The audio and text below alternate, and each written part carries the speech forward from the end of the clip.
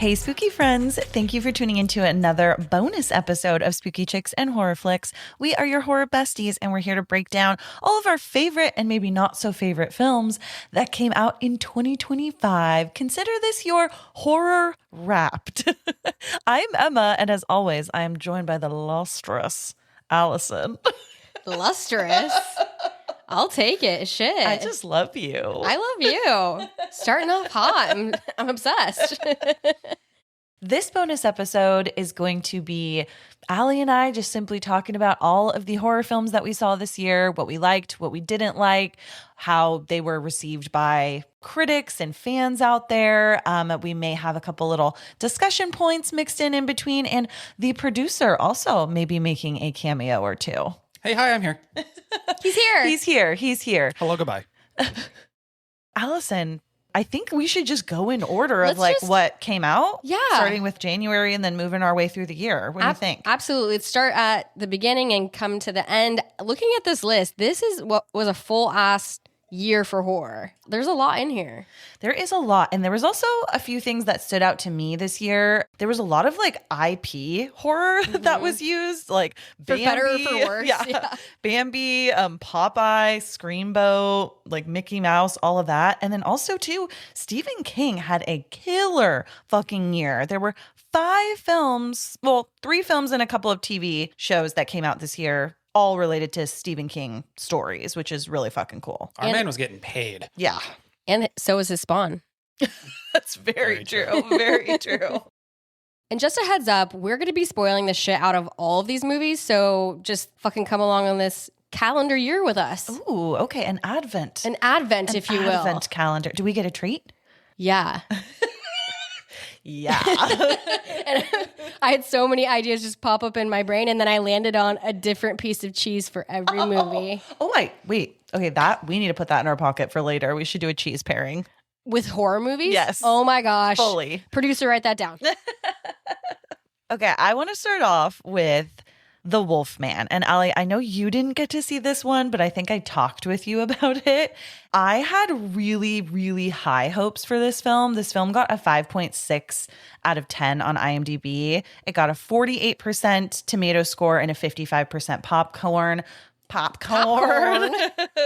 I love werewolf movies. If you guys listen to the podcast on a regular basis, you know that I talk about that quite a bit. It's actually one of my biggest fears, hence why I think I just really love it. There was just a little bit too much focus on Ruth from Ozark for me in this one. That's so interesting. I guess it was kind of a big year for horror for her too. Yeah, it was, definitely. I love Julia Garner. Like you mentioned, I haven't seen it. So what disappointed you? I think the story, like, to me, it just felt a little weird. I'm like, why aren't we focusing a little bit more on the father and really developing his character arc more? Interesting. I clearly need to see it because I have so many follow-up questions. Producer, I have a question for you, though, because you saw this movie with me. What did you think about it? I agree with a lot of your sentiment. Like, I understand why she was on the cover. When you're watching it, you would think it's about a father that turns into a werewolf, but when you look at the cover and everything else, it's about a mother and child whose husband and father become a werewolf. So I think it's a lot of that.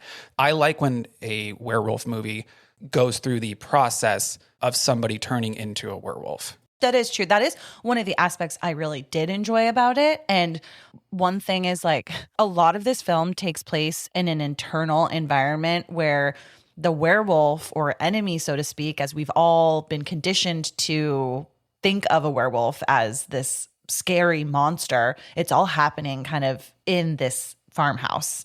It is that tie between like family and then seeing your family member turn into something you don't recognize. And I think that part of it was what really was cool to me, was that whole story. And like you said too, just watching his transformation and how things worked. And one thing I really liked about it too is that as he turned more and more into a werewolf, he started seeing only colors like a canine would see. Like, that was a really cool touch. Yeah. Which I was like, fuck, we never see that. Overall, I thought this one was still fun though, and I appreciated that another werewolf movie was being added to the repertoire. So I would say give it a shot, especially if you like werewolf horror and if you like Julia Garner. It's on my list. I love it. It's on this list. It's on my list. I got some watching to do still, obviously. But I did see and loved Companion. Oh, I also loved Companion. Like, I didn't see it right when it came out, and it was kind of a sleeper on my radar, but it's become, over the year, a comfort film. I'll just throw it on. Oh, okay. It's kind of a cute little rom-com. I really like Sophie Thatcher, too. 'Cause Me remember we too. watched her in The one we can't pronounce. Heretic. Or Heretic. Or, whichever. Yes. Whichever She's you also prefer. in Maxine. Yes. Yeah.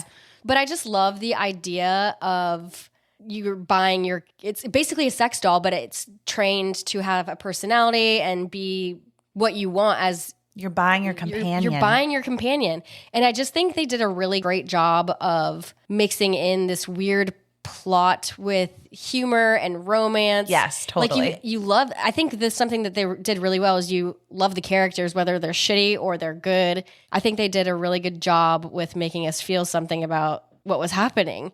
And it's such a cute little film. And I love Lucas Gage is in it, and his little partner. I don't remember what his character. Harvey Guillen.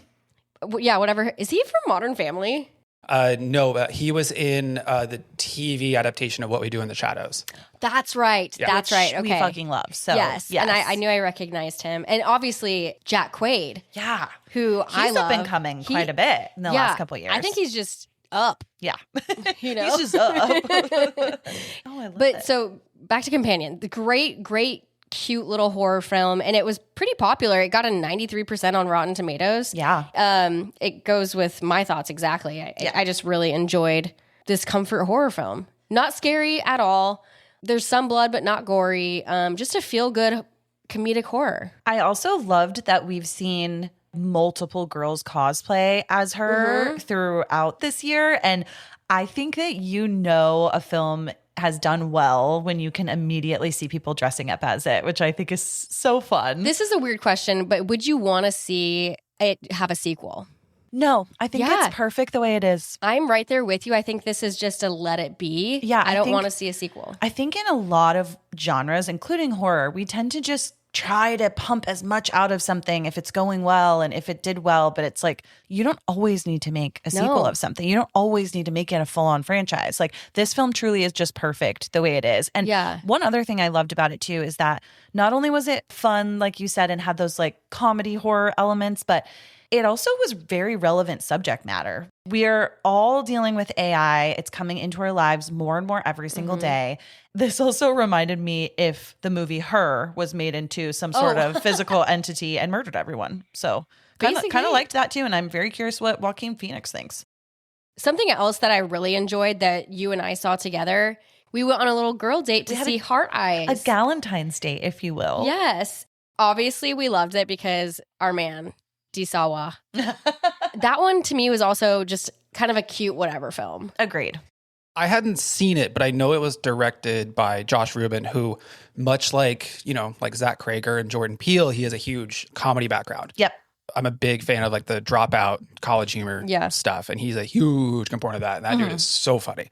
Oh, and he hosted the Fangoria Chainsaw Awards. Oh, Yes. Cool. This film also was received pretty well by critics and IMDb, Rotten Tomatoes. Like IMDb had a 6 out of 10, which I think is very hard when you're doing a holiday horror, especially from like a Valentine's perspective. So I really enjoyed it. I thought it was light and I liked the story and the pace of everything. Yeah. And again, like you said, Devon Sawa, God love that man. This is our My Bloody Valentine, our generation's My Bloody Valentine, where it's like funny, stupid, and you want to see that in a horror film. And it introduced a new villain, so to speak, with the Hard Eyes situation, which was cool and simple, but original. Yeah. And I only have Heart Eyes for Devon Sawa. Oh, shit. I thought you were going to say for me. You too. Well, you were literally looking into my eyes as you said that, and then you said someone else's name. You do look like Casper, though, so. Oh, God. Okay. Whoa. Shots fired. She knows that I got bullied as a child, and people called me Casper. Another movie that I think that we have all seen is The Monkey. It's essentially a black comedy and like kind of supernatural horror. I liked The Monkey overall, but there's no way that you're going to get me to believe that hot Theo James would be a loner working at a market. And that's sort of where it started to lose me, if I'm being completely honest. Okay, I wanted to like this movie because I really want to like Osgood Perkins. And I also, obviously, Theo James is so hot. So I was like, hell yeah. But I couldn't get there.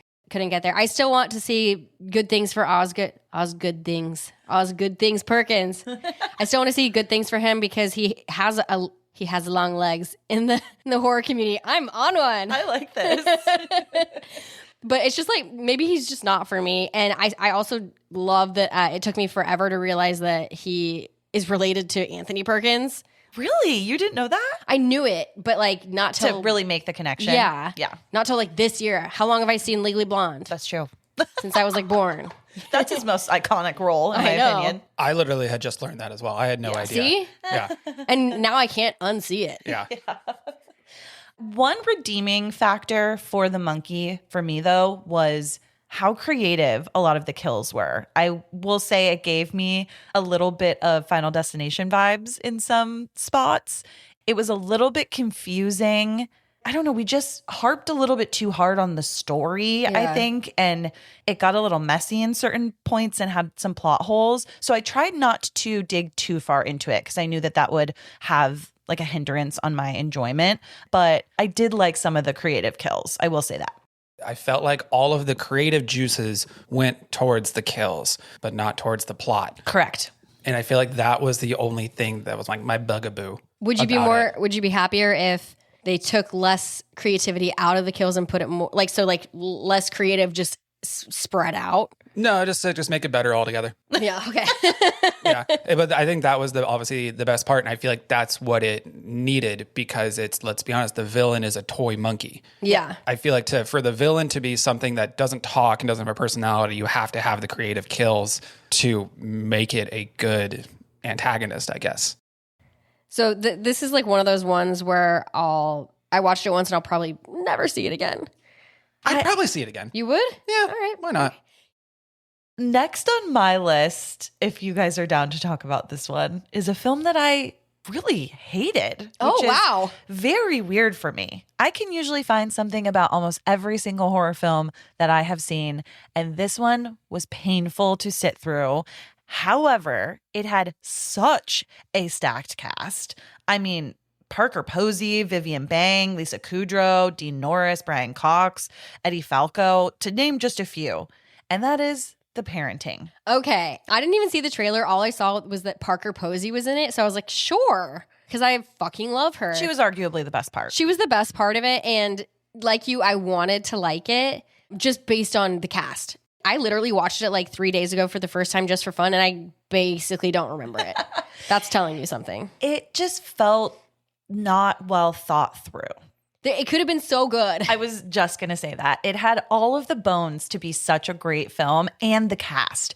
I don't know if it was the writing or just the general tone of it being sort of a lighter movie. It's not really meant to actually scare you. It's Right. definitely comedy horror. But God, it just fell so flat for me and it made me sad. Too. Me too.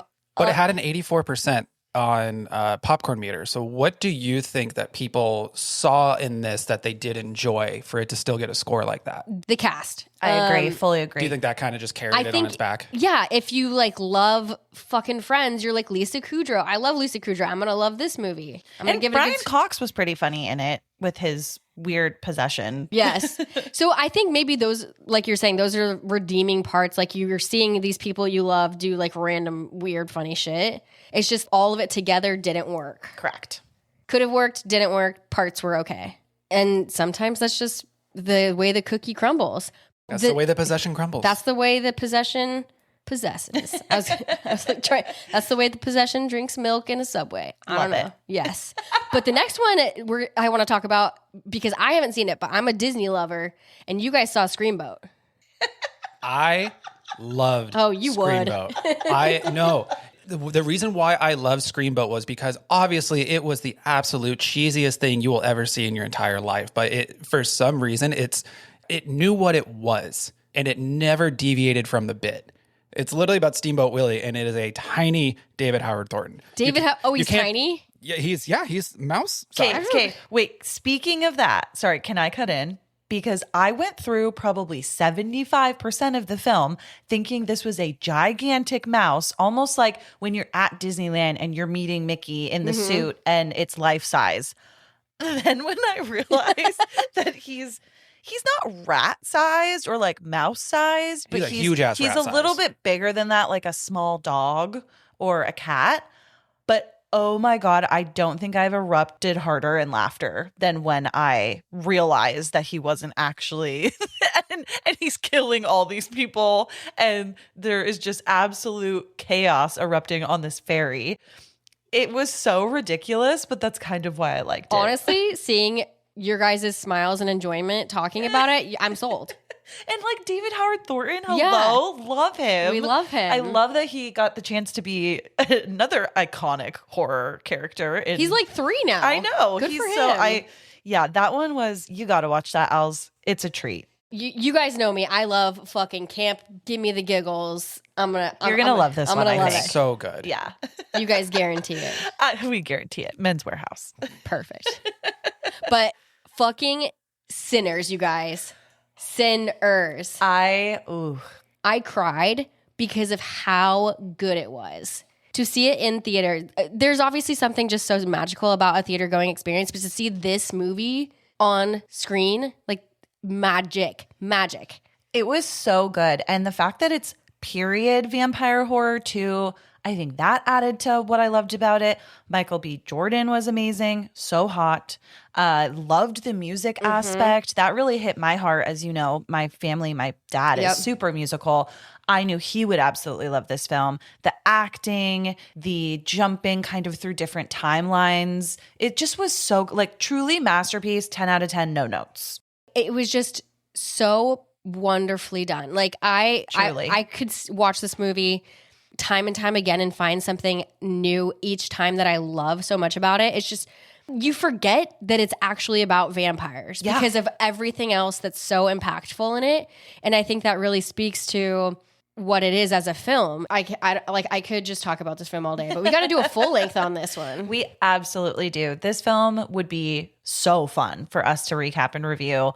There's so many things I love about it.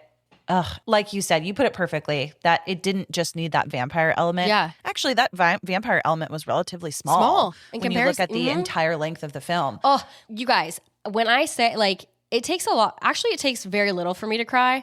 Like in horror movies, it doesn't really happen, but like at the very end, that end just, oh my God, I gotta know. go watch it I right have now. chills, So do actually. I. So do I. So the monkey had Theo James playing twins, and Michael B. Jordan also had twins.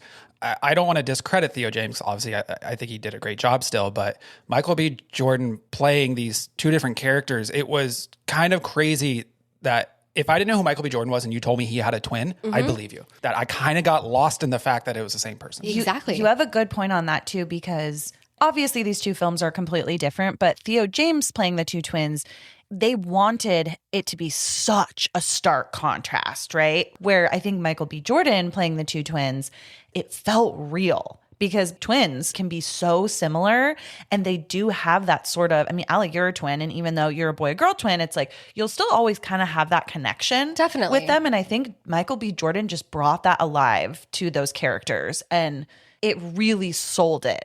There was a moment I even was like, does he have a fucking twin? Wait a second. Giving Michael A. Jordan his shot, finally. I love it. I love it. But just to round it out, this also had one of the best mid-credit scenes. I felt like that was perfect. Oh, so good. So good. So good. Okay, can we talk about Bring Her Back for a second? I don't know. Did you see that one? I didn't actually. I loved this one. I thought that this film was so heartbreaking and then erratic, also in like the best ways. It has the gal from this is just funny, but it has the gal from The Shape of Water, like the main gal. Sally Hawkins. Is that her name? And Paddington's mom. Yeah. Like, has anyone checked on Paddington? Is he okay? Is Paddington okay? But I just remember me and the producer were watching it, and I was like, it's got that Shape of Water bitch in it. Whoa. I thought personally it was so well done. If you like Talk to Me, you're going to like bring her back. It's different. It got high scores. Yeah, it's different, but it's, oh God, it was just so heartbreaking in the dynamic between the brother and the sister and trying to get out of this bad foster home, you know, and no one really believes them. And it's just A lot of loss. yes, a lot of loss, a lot of themes of love and bonding and trust. And I thought it was fabulous. So So definitely don't watch recommend. it when you're in a dark place, though. Maybe No, not. that's fine. No, that's fine. It's not necessarily like scary. It's just I would watch it in a comfy seat because you will be uncomfortable in said seat. Got it. That kind of like, it made me squirmy Ooh. when some stuff Yeah. was happening. It Okay. was like, oh. Like, do you remember in Talk to Me when the brother slams his head? It's stuff like that. That was mellow. Oh my Yeah. God. I have a hard time with that kind of stuff. But no one's dog was, There we go. Sexually assaulted. That, all, the dogs were okay. that's all I need. That's all we needed. That's all we needed. Yeah, that one, Els, I think you'd really like it. It was fun. Go into it with zero expectations. Don't look up anything more I about won't. it or any trailer or anything. And I think you'll be surprised how much you enjoy. Just simply enjoy it. Well, and that's what I did with Clown in a Cornfield is I didn't, to me, it was like, okay, another clown movie. Great. And then we all kind of sort of watched it together. You fell asleep, little one. I was surprised at how it's such a whatever burger that I enjoyed it. Yeah. You know, it's a fun, cute clown movie to just enjoy.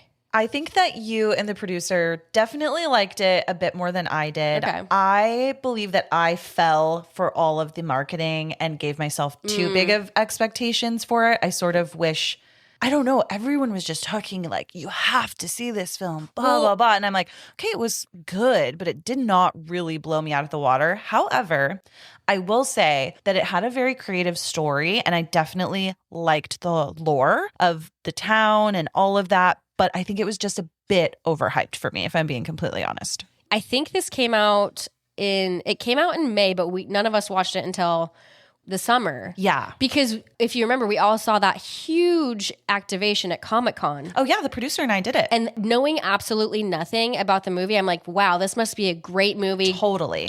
Big marketing budget to build out this huge experience. Must be fucking amazing. So I did have that little biases going into it. But did it deserve that? No. But they had the money, so good for them. But this was cute enough for me to enjoy. And something random, but something about like circus vibes, clown vibes, old school. Small town. Yeah, it's kind of romantic. No? No, I get it. Fully get it. And there's a cute plot twist in it that I like with the romance. So that was I did like that Yeah. a lot. I saw this twice. Have you guys only seen this once? just the ones with Yeah. you guys. I liked it way more the second time. I don't know what that says, but it also just had so many good, funny lines in it. Some girl gets a pitchfork thrown at her, and she looks at her friend. She was like, "Is it bad?" She's like, "Girl, it's bad." I did like that scene a lot, actually. That See, was a you good gotta one. maybe let's watch it again because I enjoyed it. But if you watch it, you might enjoy it more. Yeah. It's just again maybe we need to go into 2026 with just really low expectations, and then we'll always be happy. Exactly. Because I went into Final Destination's Bloodlines with kind of high expectations because I do love that franchise. I did too. But I felt like it delivered. You do. I do. That's nice. Yeah. Well, It was the highest rated in the entire franchise. That shocks me. But I do think it is because of the history. Yes. It's because of the popularity of this franchise. But I just feel like they got corny over time because like once they mean, got definitely. to like I don't even The know how race many- car one. You know when things aren't good when I think it was the fifth one where it wasn't Final Destination 5. It was just Final Destination. Yeah. Kind of like the Fast and Furious. It was just Fast and Furious. Yeah. That's when you know things are not looking good. Amiss, Yeah. yes. They kind of have to like fool you. But They're like kind of trying for a rebrand, but it's not Yeah. fooling us. But I loved the bloodline aspect. It was different. Like, yes, it was wrapped into one major catastrophic event, but the fact that they utilized a family bloodline to take everybody out was fresh and different. And I think that's what I liked the most about it rather than, oh, what seat were you sitting in? Oh, you're next. Yeah, and I'm not saying I hated this movie. I just thought I would like it more than I did based on how much I enjoyed the franchise. But for what it was and what I saw, I did appreciate and have fun with it. there's this aspect that will always win me over. I could cry just talking about it. Tony Todd. And his famous words in that, and that's his legacy now. And it was his last role. His and last. Having that little tribute to him too at the end, it just felt so, my heart. I intend to enjoy the time I have left, and I suggest you do the same. Life is precious. Enjoy every single second. God damn, Tony Todd. I'm gonna cry. Yeah. R.I.P. One thing I want to call out though before we move on is that I can always find some favorite kills though within every Final Destination film, and a couple that I wanted to just call out specifically that I loved was the MRI one. Holy shit, that's terrifying. I loved the logs, the callback with the train. Hell yeah. Every millennial can appreciate that. Totally. So much fun. And the fact that they used logs in the marketing. They had people driving around in trucks with all of the logs. Like, how fucking cool is that? And I also loved the restaurant host at the very beginning getting sliced in half by the elevator, the uncle getting killed by the lawnmower. That was fun. Was gnarly. Man, talk about making me really scared to have a family barbecue. Definitely. This one had, I would say, per capita, the most deaths just based on like the situations we saw, you know? Everybody be dying. That fucking first one. Well, I'm scared of heights. So, oh yeah, with the rooftop restaurant. Yeah, that was terrifying, and everyone falling through, and even within that scene, it's like, no, of course, everyone was dying. The building was falling apart, but then they zoomed in to specific people and had these very specific ways these folks were dying, which was super fun and interesting. Moving on to a film, though, that we all have seen here. Let's talk about The Ugly Stepsister. Okay. I know this was on our to watch list. Like, we knew it was coming out, blah, blah, blah. I kind of forgot about it. Yeah. I heard it was a take on the story of Cinderella, but in a darker tone. Talk about uncomfortable again. That made me uncomfortable in so many different ways. Yeah. That one's hard to watch for me. Was it hard to watch for you guys? In some parts, yes, but I loved the overall tone, not only of it being a foreign film, because that was kind of fun just in general, but I loved that it had this overtone of darkness, right? Mm-hmm. I liked that there was like really tight shots too of certain things, especially when the body horror was happening. It's just, they really made you feel like you were right there, which I think lended itself to like the whole experience. It made me think a lot more about the story of Cinderella. Mm-hmm. And obviously we're all familiar with the Disney cartoon. I mean, it's fucking dark. It's super dark. And obviously there's different adaptations, not just the Disney cartoon. There's a Cinderella story. Thank you, Hilary Duff. Yeah. There's so many different iterations of Cinderella. You kind of feel bad for everybody in this movie. And it's like, okay, this widower wants to get married, so she's taken care of. And then the fucking husband dies. Yep. Bummer. This daughter who her dad just died, now she's just stuck with this random ass family. Yep. And there's a lot of that societal pressure to get married, to marry someone super successful. Yep. And beauty is of the highest standard. I think that's what really, we kid as children listening to the story, the Ugly Stepsisters, the Ugly Stepsisters. Then you see this movie, The Ugly Stepsister. It's sad. And you're like, oh my God, what have we been doing to these poor women? Yeah, this whole movie was very interesting and uncomfortably enjoyable. That's a good way to put it. I also felt like I could draw a lot of parallel lines between this film and The Substance in terms of beauty standard. Yes, in this one, it's a little bit different in that this is a younger girl who is trying to strive for this ultimate beauty. But, in The Substance, it's a little bit more age related and talking about as you get older, it's just like we lose our value as women if we're not as pretty. Yeah, it's all stemming from this pressure. Every character in this story has pressure in some way that creates ugliness within them. I can go on and on about this movie. I really, really enjoyed it. But something I did not enjoy this year, and I'm going to get a lot of flack for this because apparently a lot of people loved it, 28 Years Later. I am a fan of the original 28 Days Later. That came out when we were much younger. You know, if you watch it now, it still holds up, but it hits differently. It's like it doesn't hit as heavy since we're older. Totally. And now we are kind of more used to zombie films. Mm-hmm. It was just like such a hit for its time. I feel like it broke a little bit of barriers. It almost started a zombie trend. Of course, we're like used to the Night of the Living Dead, all that stuff. But it kind of introduced our generation back into like, hey, let's make other zombie films. Yeah, which was great. This, however, just did not hit with me. I was hearing amazing things, and I mean, the cast is pretty good. It felt like a couple of different movies all meshed into one to me. At the end of the movie, I'm like, what the fuck? It felt like it was a stepping stone, if that makes sense. Yes. Because this is in a line of movies, right? So it felt like this was simply a stepping stone to get to another 28 film. Yeah. That's fine. But it wasn't enjoyable enough for me to be like, sure, you know? I'd been excited about this more so because I heard that Jack O'Connell was in it. Oh, yeah. I, just introduced to Jack O'Connell via Sinners and can't wait to see him in another horror film. And he's at the very end. It's a great scene. He's at the very end for 2 seconds. And I was like, okay. It's like me seeing Harry Styles at the end of whatever Avengers movie that was. I was like, okay, I sat for 2 hours just to see. Just for that. Just for that. Okay. Harry Styles was in an Avengers movie? Exactly. I was going to say, I did not know that either. Exactly. Huh. I could be like mixing up the superhero. He was in a superhero film. But you get my point. Yes. Yeah. I also didn't see Megan 2.0.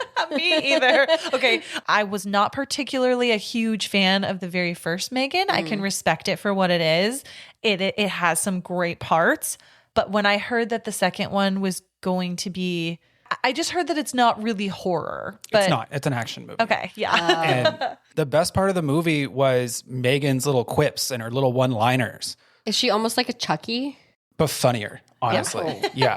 The way I could describe this, it felt like an R-rated Disney Channel original movie. Oh, that funny, makes me though. want to. I know. Like But- Xenon, but make it scary? Or like... If it was its own thing, like if it wasn't a sequel to something else, then maybe. But the fact that it was a sequel, it was kind of like, I don't know. It's very rare I don't like things. And this one just, I don't know why, it bugged me. But I laughed, so take that for what it is. Yeah, it's neither here. You're the only one that's seen it here. Well, on that note, let's move on to a film that we all saw. And it is based off of a classic that we love from back in the late 90s. So You say we love. sorry. So I think you loved parts of it, right? So we're talking about I Know What You Did Last Summer. The reboot. The reboot, not a remake, a reboot of the franchise.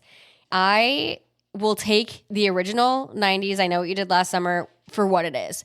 I think it's funny. I can appreciate this film for what it is as well. Will I ever watch it again? I'm not sure.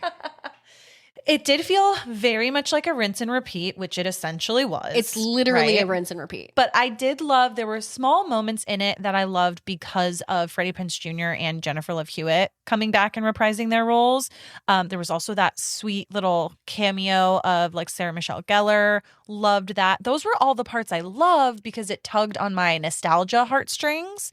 But my favorite part of this entire film, which redeemed everything for me and made me enjoy it that much more, was in the post-credits scene with Brandy. Because if anyone is a fan of the second one when they're in the Bahamas with Brandy is one of my personal favorites. So seeing her at the very end, I was like, fuck yeah. Okay. That at least gave it a little bit of kudos in my This is in my heart. post-credits? Yeah, I post-credits. did not see that. That'll teach me. As the producer, I was literally like whooping in the theater. I was so happy.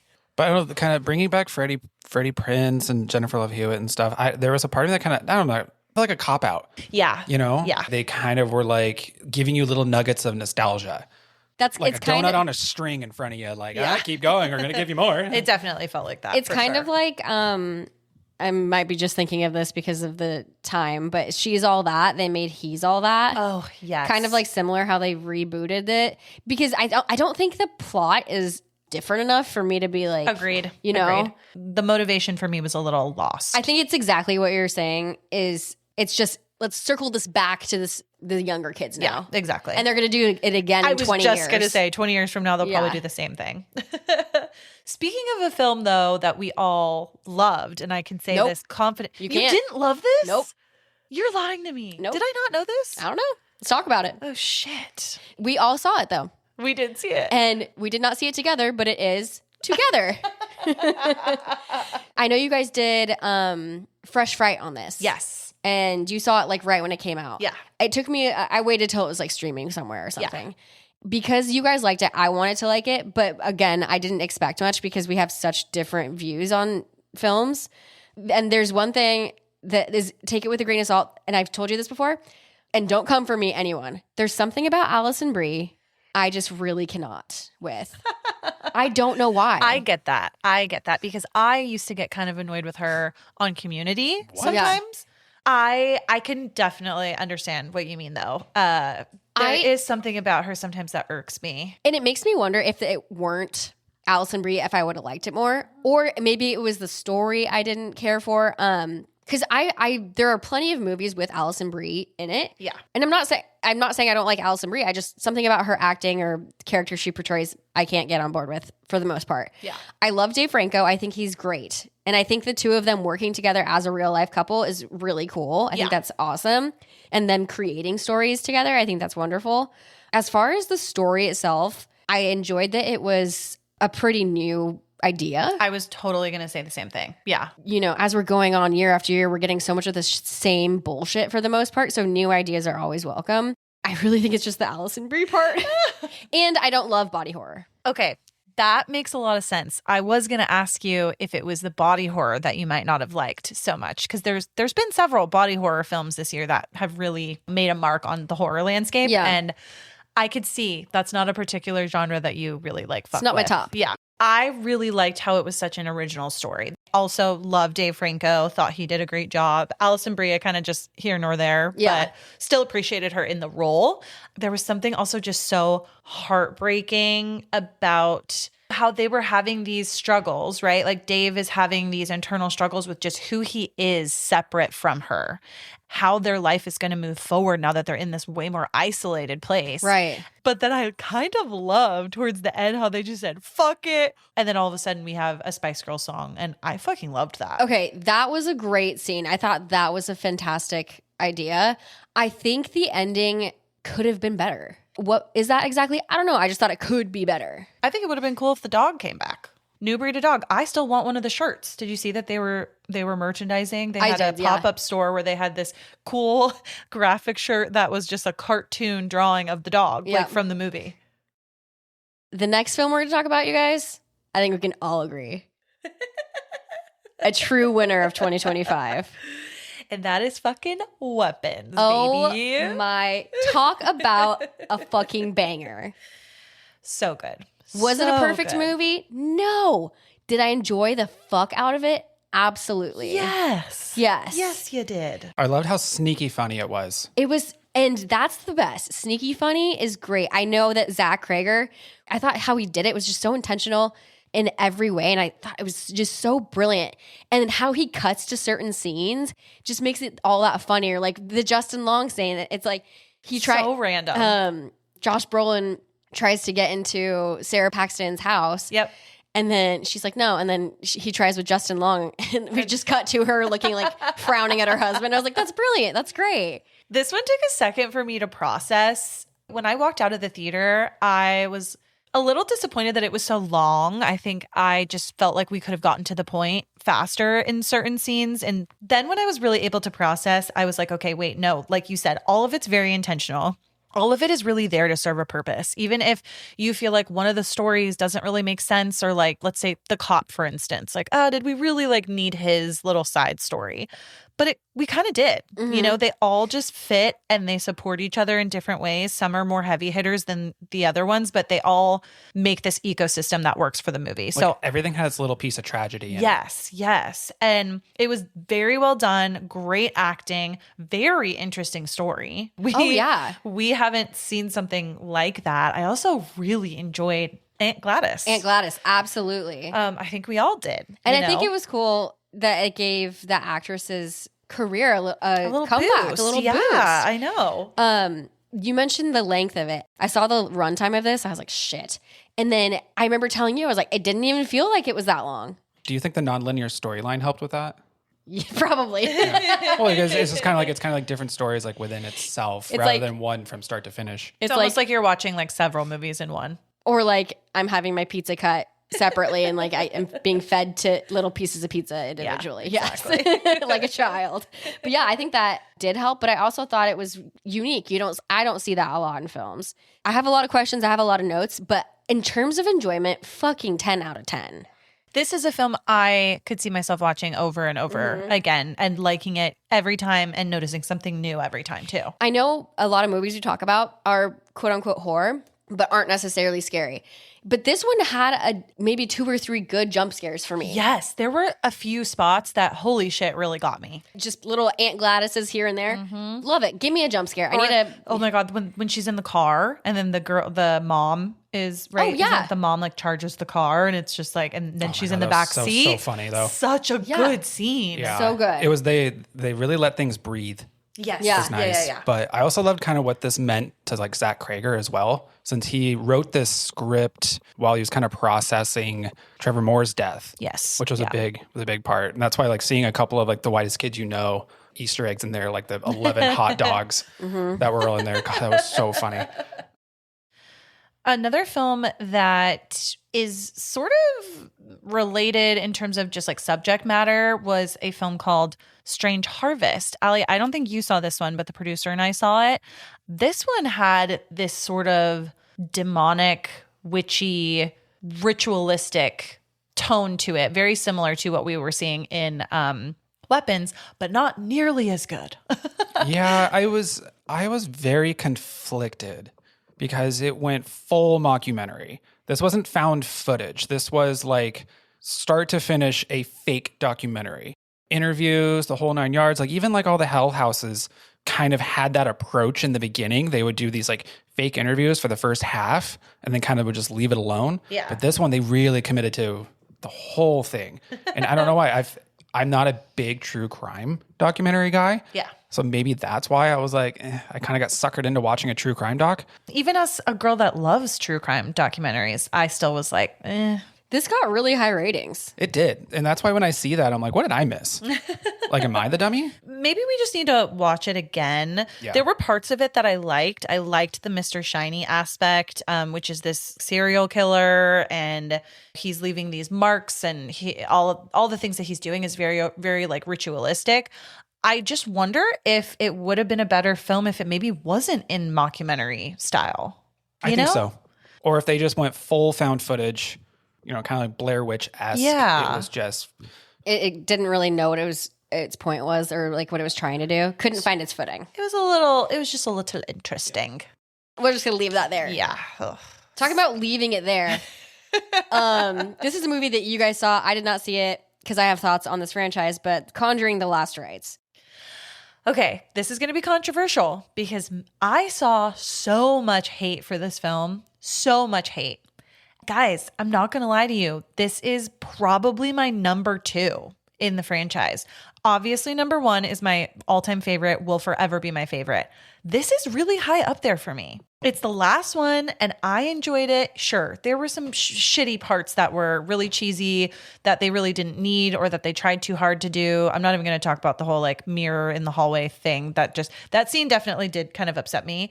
Overall, I just really, really liked the story. I liked the premise. I liked the family that was being haunted. There was a story. Yeah, there was a story and we don't always get to see, I mean, I guess it's here and there, but we sometimes Ed and Lorraine Warren don't seem as in the thick of it, right? It's just more like, okay, they have their outside life. And then when they're in the throes of the house that they're helping out or the family that they're helping out, that's when they really get super involved. This was like, oh, there's some lore, happening here. They're showing some reasoning of how this all happened and how even Lorraine being pregnant back in the day. And there was a lot to it to me that answered some questions. I still had more questions, don't get me wrong, but I really didn't hate it like a lot of people did. It was a lot more heartfelt than I thought it would be, but I kind of dug it. I felt like it was kind of, especially being emotional. Well, yeah. Being the last one, it's deserved because these are characters that the same characters throughout all of them. So you kind of gave them closure, which in turn gives you closure. And that goddamn gazebo, it was so cute. I know. A gazebo? A gazebo. I'll watch it. I think that you would enjoy it. Just watch it once. Okay. And then you're done. I don't know. I've said this before. I'm not sure what my deal is with this franchise, the Conjuring franchise, the whole universe, really. It's just like not my favorite. And I need to open myself up to that. But I think I need to do what I need to do with like Harry Potter and just sit down and literally watch every single one in a row. I need to do that with the Conjuring franchise. We actually did that before we saw this. And I Woof. think that helped a lot with how we felt about really wrapping it up in that bow. All right, my next stomach flu day. I know what I'm doing. Moving on to another movie, Allie, I don't think you saw this one. Honestly, like I slacked at the end of the year, apparently. My bad. It's okay. It's okay. I'm surprised you didn't see this. I know it's on your list. Yeah. But we're going to talk about The Long Walk. This film was brilliant. Gnarly, but brilliant. Oh, God. It got really, really great critical acclaim, as it should. It was very popular with fans. It was a Stephen King adaptation. And this film, all I can say is my heart daggers. And it was so good. A lot of Stephen King films are very similar like this, like where it is daggers. You built such an emotional bond to all of these boys, and then seeing them getting picked off one by one as they're not able to complete the walk. They have to keep a 3-mile-per-hour pace. Per hour, as somebody who did a half marathon yesterday and had to meet a certain time limit, this is triggering. No, it truly is. And you think, I had the same reaction as you. Oh, 3 miles an hour? That would be cake. No. You think that would be like, I mean, obviously achievable, but to do that for an extended amount of time. Yeah, and all of these kids too, you can't stop to go to the bathroom. You can't stop to tie your shoe without getting a penalty. I mean, they were literally shitting in the street. Yeah, if you had the question on when would they poop, you found out. You found out. Yeah. You grew such emotional connections to these kids, and some of them just became really good friends through this shared experience. So it's heartbreaking because only one person's going to survive and only one person can be the winner. And so even from the beginning, it's heartbreaking to see them even making light jokes and being friendly with each other because it's not going to last. Why is Stephen King always got to break our hearts? Fucking hurt us. I wanted to read our Letterboxd review for this really quick because I remember it being particularly funny. So speaking of poop, maybe it's not the miles we walked, but the friends we watched poop along the way. Ain't that the truth? And with that, another film that Allie didn't get to see, but that's okay, because Allie, you did not miss much, is Strangers Chapter 2. That's big because you guys like The Strangers. Okay. We love the original Strangers. Let me put it that way. I'm biased, yeah. The film that you just said was like a stepping stone. I think it was 28 years later, right? That is what this film absolutely is. Not just what it feels like, this film is. Knowing that they're going to have a chapter 3 and that'll be the final chapter that comes out very soon, this just felt like a nothing sandwich a little bit. You know what other movie is just an actual stepping stone? Is Twilight New Moon. But anyways, it can be to a franchise's detriment if they know, hey, we know this is going to be a success. We're going to turn and burn 3 movies. I think knowing that really can dilute the quality of the film. And then there was a random ass wild hog in the middle of it. That like an actual hog? Yes. It was a wild boar. Okay. This man took the time to train a wild boar. Yep. Or I guess he wasn't wild. I guess not. Yeah. He was domestic. He took the time to train a domestic boar. But to your point, we really gave it a fair shot because we love The Strangers that much. Yeah. And I don't know also if I love Madeline Petch for this, or Peach, for this role specifically. I like her in a lot of other things, but this one to me, I don't know. It felt like something that was decided on in a board of business people. Yeah. Versus a real good story and new franchise of films that we really want to give back to the fans. It just didn't feel like that to me. That's something I think a lot of remakes are. Yeah. It's a means to get money. It felt so much like a studio decision. Right. And maybe that's why I didn't watch it, because I could tell. Well, first of all, like you guys, I loved the original. That one legitimately frightened me when we were like teenagers. We weren't even children. And it's perfect the way it is. Yeah. So I was hesitant to I still haven't seen any installment of this new franchise.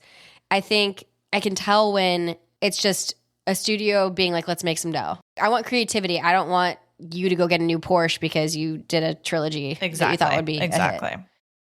Well, moving on to a film that we all saw and I believe that we all loved. Allie, please correct me if I'm wrong, but I think you liked this one. I loved this one.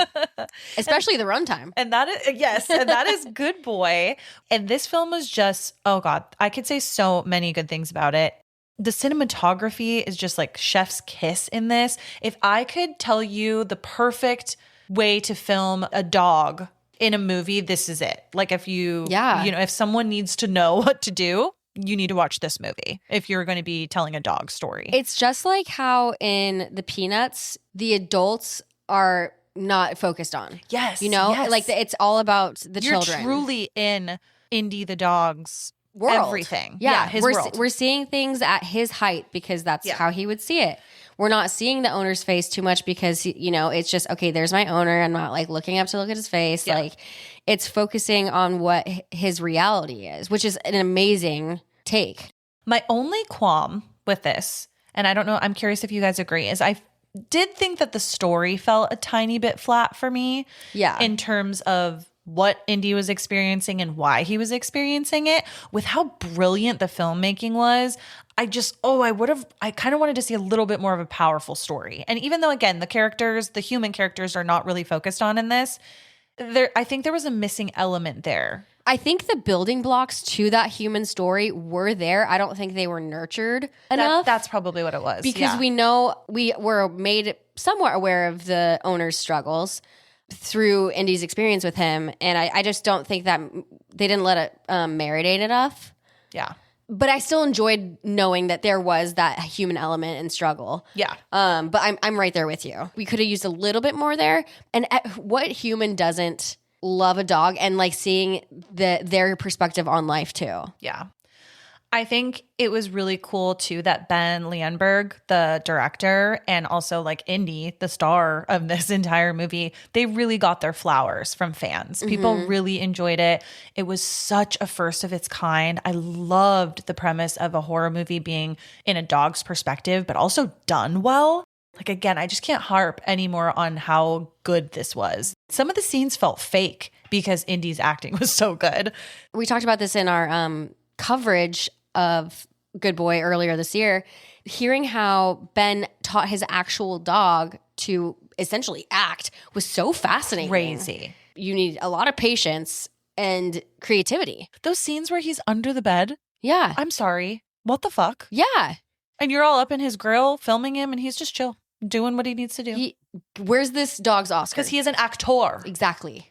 I think this whole thing was a really good example of good filmmaking to its core, especially how well this was received and with the very minimal real life human acting. I mean, we're talking about all these movies that have just crazy top tier cast, but they fall flat, where this is literally just a dog, but it also kind of goes to show on how filmmaking can be so effective. The fact that down to its core, how truly simple it is, but how effective that also can be without this huge blockbuster budget. Totally. Like you don't need all of the effects and all the bells and whistles. All the bells. Yeah. You don't need, it doesn't all need to be like a Leonardo DiCaprio and like all the CGI and all that stuff. Sometimes the best movies are the most creative and simple. Yes. It can be so simple and so creative at the same time. That's why we still talk about Air Bud to this day. Fucking Air Bud. We can touch on these next couple pretty quickly, but Coyotes. I really fucking enjoyed this. Allison, you need to put this on your list immediately because I know. We love fucking Justin Long and we love Kate Bosworth. It was a little Justin Long in his element. I am shocked I haven't seen this still. It's like every single movie I see Justin Long in, he's just in another precarious, fucked up situation. And nobody could do it better. Nope. He really has grown to embrace his Scream King. Yeah, and he really has. Loving it. And I love that he can share that with Kate Bosworth. Yeah. I liked this film though because in Southern California especially, if we have bad weather, people don't really know what to do. And this film is exactly that. It's a series of unfortunate events that are caused by one bad storm, essentially, that has forced some of the wildlife to act a little bit strange. And that's where we get these coyotes that are trying to attack this family. And it's funny too, because I feel like everyone has a coyote story. Bro, I swear in the past week, I've seen packs of coyotes just in a neighborhood street. That's terrifying. 3 different nights. Yeah. And it's so scary. It's like, especially here, I'm sure you've noticed this too. Maybe your parents have talked about it. I know I talk about it with the producer all the time. I'll be on our like neighborhood Facebook group and people are like, oh, I saw this coyote and, you know, he's over here. They're all coming out more and more and they're getting more brave because their food sources have gone down. You know, it's just, it's funny because we've taken this thing that's really not threatening for the most part. Yes, coyotes can cause some damage to small animals and children, whatnot. And so I just kind of like that this is such a random subject. They really ran with it and made a cool story. So you have to watch this. I think in all honesty, out of all the movies I still need to watch, this is top of my list. It should be. Just because, I mean, obviously major bias because our boy is in it. Another film I would love to get your take on that you need to watch is Bone Lake. This film was something that the producer and I went to go see as part of AMC's Scream Unseen. You mean Boner Lake? Oh, there we go. There we go. I was pleasantly surprised. This had a similar theme that we've seen before where you're like on vacation or you meet like kind of a weird couple somewhere and you're trusting them at first, but then they end up being something that they're not. We've seen that trope, you know, happen time and time again.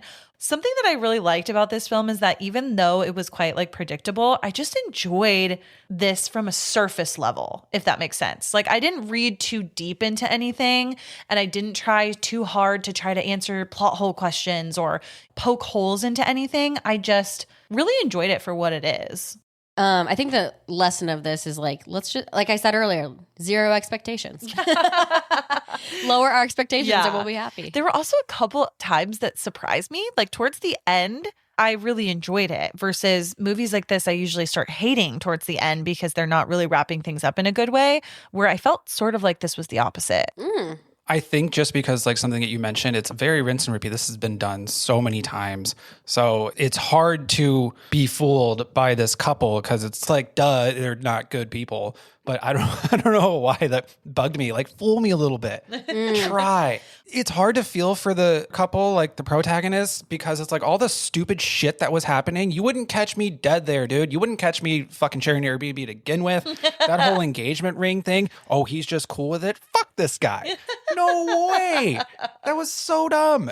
Again, surface level. You just got to take it with a grain of salt. I'm with producer here. Like, if they're not trying hard enough to, or at least try. Just a little bit. A little bit. Just a pinch. Like, to make it exciting or trick me or something. Yeah. It should strictly do a rinse and repeat, do what we've seen before. Yeah. I'm like, okay, something has to be different. Do something to shock me. Yeah. You find these characters in this situation and everyone's just like, oh, it's fine. It's not fine. Nothing is fine. Nothing is fine. Do something about it. Nothing is fine, but you know what is fine? Ethan Hawke. Okay. That's true.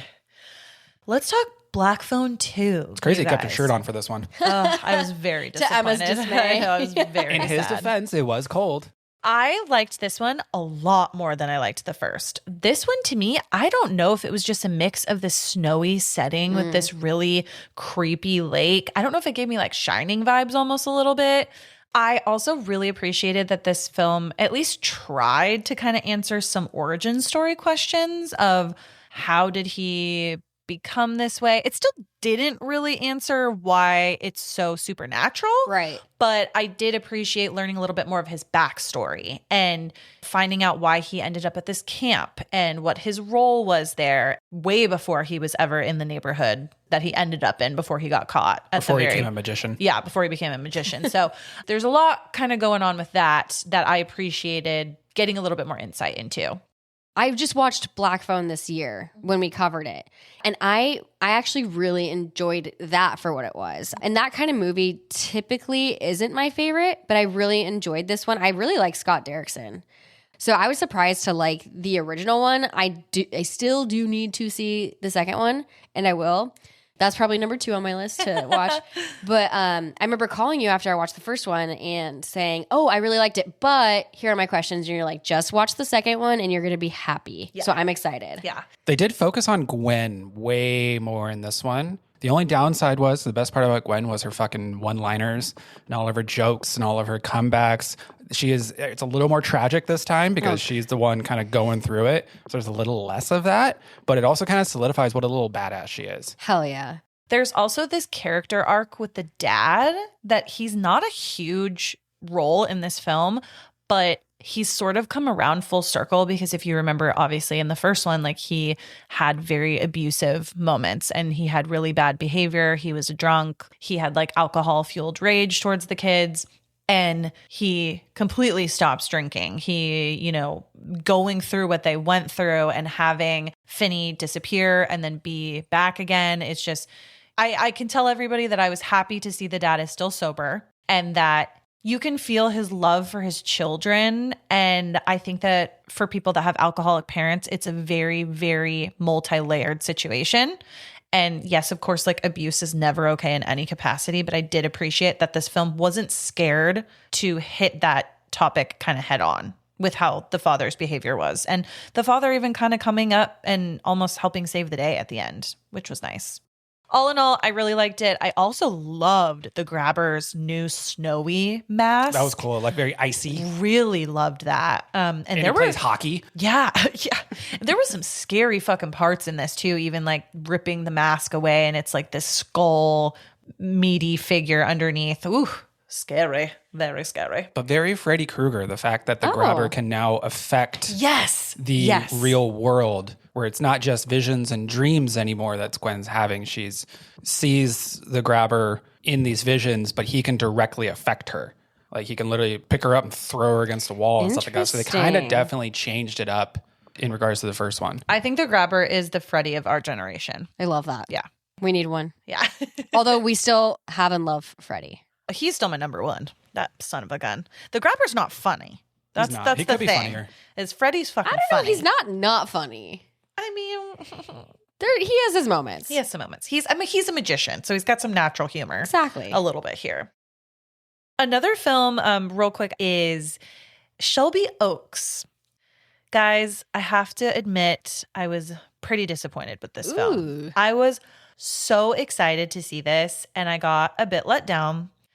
I really was hoping that this was like a big, just like adventure horror film where the older sister was going to be really exploring this ghost town to try to find her missing sister. And even though there was a little bit in that, in this story, I was looking forward to there being more lore and more to just like explore in many different ways, both physically within the town and then also just like the history of what happened to her and all of that.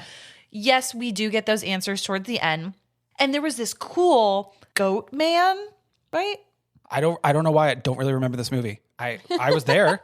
I was there. I saw the whole thing. I was awake. There's something about it that just didn't grab on. It wasn't memorable. Well, the parts I did remember that I wish that they honed into a little bit more is there was this goat man dark figure that the younger sister had kept seeing.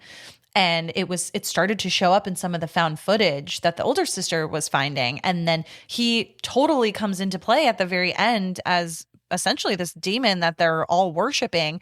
But he doesn't do jack shit. He doesn't do anything. He's just there. He's just a big old dark figure. Big old shadow guy. And so that disappointed me. However, I will say I kind of liked the twist at the end. That was kind of cool. But that's all I'm going to say about this. I sort of want to give it another chance just to watch it again, maybe see if there's something like I missed, but didn't really love it, if I'm being honest. I'm not going to lie. I judged a book by its cover. I looked at the movie poster or whatever, and I was like, no. The first half of it started mockumentary and then switched to not mockumentary. My favorite part was probably the transition.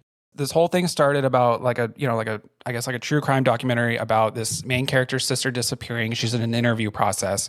And then the transition from mockumentary to like real movie was so good. I loved it. I did like that a lot too. You're right. But I agree with you that they didn't dive into Shelby Oaks. No. You thought they would. It's the namesake. Disappointed. I know this was kind of the talk of the town for 2025 was Guillermo del Toro's Frankenstein. And I know we have all seen it here and have kind of differing views. You guys saw it together. I saw it separately. So I want to hear yours first because we haven't really talked about it together. That is true. I thought it was really beautifully done. I mean, 10 out of 10, love Guillermo del Toro's take on this story.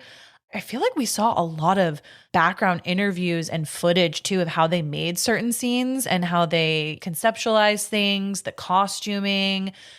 This film was very, very calculated in every single scene. I mean, just for an example, Mia Goth's outfits, right?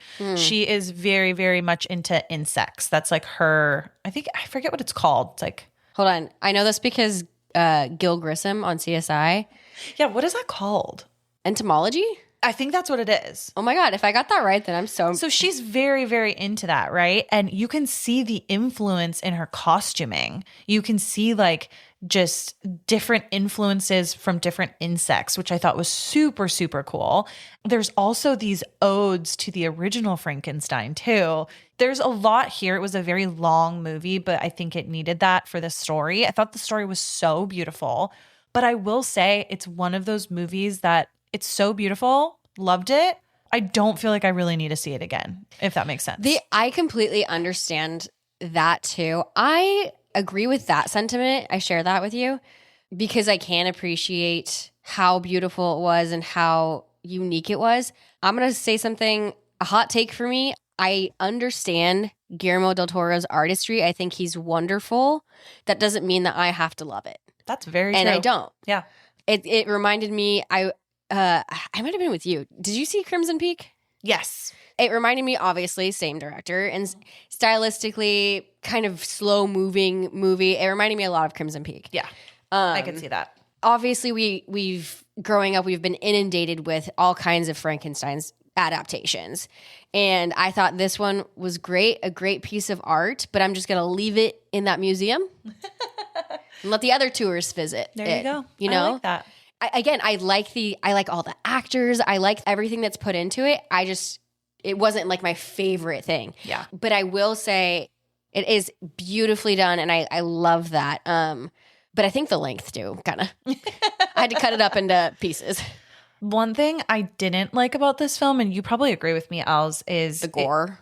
It's totally different. Netflix basically wrote a check, a blank check, and dropped $120 million on this. And it went just straight to streaming, which disappointed me. We did not have a lot of options to go and see this in theaters, which this is the type of film to see in theaters with how beautiful it is. This could have killed on IMAX. I just feel like there was a missed opportunity there. Obviously, these decisions were way out of our hands or even the public opinion's hands at all. But it just irked me. It almost felt like it took the quality down a little bit. I mean, this is an entirely larger conversation with all of the kind of streaming wars that are happening right now, big ones. Literally right now.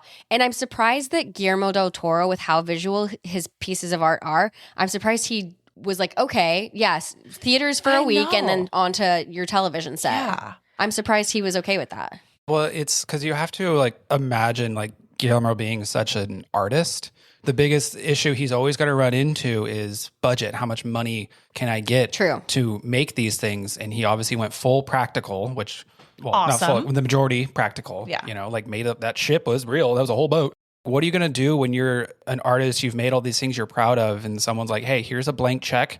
Go crazy. Make what you want. It is kind of a weird concept to put so much time and energy into such a gorgeous looking film to only truly be appreciated on our TVs. Mm-hmm. Yeah. And this is one of those movies that I felt like we were left out of getting said that feeling experience. And that experience. Yeah. Totally. I think another detriment of that fact is I kind of feel like I missed stuff because it is such visually, it is so large. You could lose things. Stuff can get lost in there. Well, there's so much detail. There's so much detail Yeah. we only see on our TVs. A lot of people probably watch it on their computers. On their phone. On their phones. Yeah. I think I watched That's half so of it on my true. phone. Yeah. That being said, I remember saying this last year. This was my most anticipated for 2025. It was beautiful. I'm glad it came out. Thank you. Next. Yeah. Do you think your feelings would have been different if you could see it in theaters? Probably. I agree too. I sort of compare it to the great, wonderful experience we had last year seeing Nosferatu in theaters on Christmas Day even. I loved that experience. It felt so good to see on a huge screen. I just wish that I had that same choice. I think even though I made my notes about how I feel about Guillermo's work, I feel like because it's Frankenstein and we're all familiar with that story, we grew up with it, I think I would have enjoyed it in the theater because it's a universally known Yes, and absolutely. pretty much loved story. Yeah. So that's all we have to say about that. Speaking of art, Oh God. Okay, this is our last one. Als, I'm sorry. I know you didn't see this one. I think I'm good. I'm not sure if I'm going to see it. Yes, this is Five Nights at Freddy's 2. we are not the right ones to comment on this one, for starters. That is very I have a true. story. Very So, true. my coffee shop by my house, there is a girl who has, she's great. She works there and she has a tattoo of a character that we didn't see in the movie, but she was explaining to me, this is a Five Nights at Freddy's tattoo. And I said, I didn't see that character in the movie. And she grew up playing the game, obsessed with the game. Oh, And yes. so when I started speaking to her about the movie, she had seen this film, the second one, and she's like, it's so much more about the game. It is so good. They definitely leaned into it a lot They more in leaned this one. into, yeah, that's what I understand, that they leaned into the actual game. So I feel like they almost shifted the audience of the first one to be geared not towards horror and more lean into the game. It's a completely different audience for these two different films. I could fully see that. One thing that we chatted about too is just the experience of seeing it in the theater. We got visceral reactions from people when we could tell that they were seeing an Easter egg that was related to the game. A lot of stuff. That That's fun. Yeah, it was Yeah. so cool. So it was kind of like gave me, growing up and going to all the Harry Potter premieres. So like we were reading the books and going to these midnight premieres and getting that feeling of being around all these people and gasping and at the same time. And even though we weren't in the know about what was happening, for some reason, like everyone else's still reactions kind of made it more fun. Yeah. I think that's a universal feeling too, which Yeah. is why movies are so fun to go to in person. So you guys should always support the theater, the cinema. I also really just enjoyed this film way more than the first one. Sorry, Josh Hutcherson, but I didn't care too much about your whole situation with your sibling. I want to know what's going on with Freddy's. Is this a prequel? It's a sequel, but they didn't harp so much on this like family story. They just talked. I mean, they got really like right into the action. It was mostly about Vanessa and her dad. yeah, which is AKA Matthew Daddy. Lillard. Yeah. Yes. But there is a third one coming because we at least know that Matthew Lillard signed on for like a 3-film deal. So they're getting another one. Yeah. So all in all, that was a fun one. Definitely recommend. Even if you didn't like the first one, I think you'd have a better experience. So that wraps up our 2025 horror films. There are definitely more that we've seen that we just didn't get a chance to cover today. Otherwise, this would be 4 hours long. But all in all, it was a great year for horror. Yeah. Can I ask you I'm going to start off. What was your least favorite 2025? Ooh. It doesn't even have to be on this list. I think one of my least favorites, I hate to say Shelby Oaks, honestly. I think it's a tie probably between Shelby Oaks and actually, never mind. It was The Parenting. Just joking. Yep. 100% was The Parenting. Bummer. What about you? Mine was probably 28 years later. Oh, okay. But my least favorite horror movie I watched this year was Terrifier. I know that's an older film, but I watched it for the first time this year.